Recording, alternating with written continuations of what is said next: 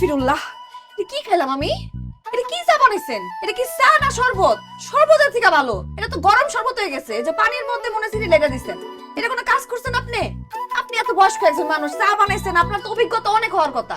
এটা কি চা বানাই নিয়ে এলেন? ধরু, দুটাই নষ্ট করে দিল। তুই যেমনি কইছিলি হেমনি তো বানাইছি, দুধ চিনি বেশি দিয়া। সেই যে আপনার কোনো একটা সমস্যা, মুখে মুখে তর্ক কেন করেন? মুখে মুখে তর্ক? আমি কইতেছি খারাপ হইছে মানে খারাপ হইছে। আমি কি আপনার মিথ্যা কইতেছি? আমি কি জীবনে কোনোদিন চা খাই নাই? এটা চা হইছে নাকি শরবত হইছে? থেকে শরবত বানিয়ে নিয়ে আসতেন, সেটা বলতেন আমার, যে আপনার আমি শরবত বানিয়ে খাবো, তাও সে মতো লেবু চিপড়াই দিতে হয়। এটার মধ্যে তো খালি মুখটাই নষ্ট করে দিচ্ছে।